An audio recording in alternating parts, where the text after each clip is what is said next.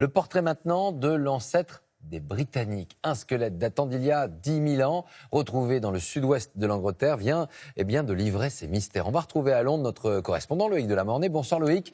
Qui se cache donc sous Cheddar Man? C'est le nom que les chercheurs avaient donné à ce squelette. Oui Laurent, et vous allez comprendre dans quelques instants pourquoi il est surnommé ainsi Cheddar Man. En tout cas, c'est effectivement l'ancêtre des Britanniques. C'est le plus vieux squelette complet jamais retrouvé ici au Royaume-Uni. Il a 10 000 ans, il était déjà connu.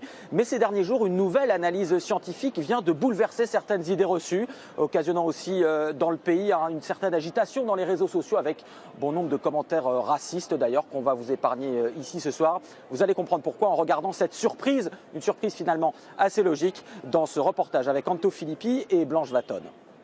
Une peau noire et des yeux bleus perçants.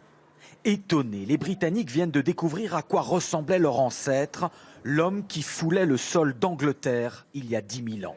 Ce sont les scientifiques du Muséum d'histoire naturelle de Londres qui viennent de faire cette révélation et qui ont modélisé très exactement son visage. On n'aurait jamais imaginé ça il y a quelques années encore. Cette combinaison inhabituelle de cheveux bruns, bouclés, presque crépus, avec une peau très sombre et des yeux d'un bleu vif. La découverte du squelette de cet homme n'est pas récente. Il a été trouvé il y a plus d'un siècle dans les gorges du Cheddar, cette région du sud de l'Angleterre célèbre pour son fromage. En 1997, à partir de ce squelette, les scientifiques avaient déjà extrapolé son visage, celui d'un homme du Mésolithique d'une vingtaine d'années, blanc.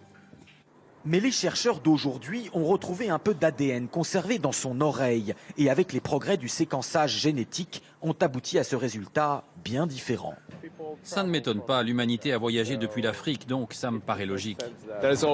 Ça va contredire ceux qui croient en une pureté.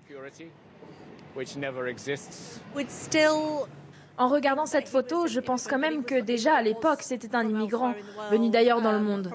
Je ne pense pas qu'il soit né comme ça, ici à Londres. Selon les scientifiques, Cheddar Man est bien né noir sur le sol anglais. La généralisation de la peau blanche serait intervenue plus tard avec des vagues d'immigration plus récentes venues d'Europe du Nord.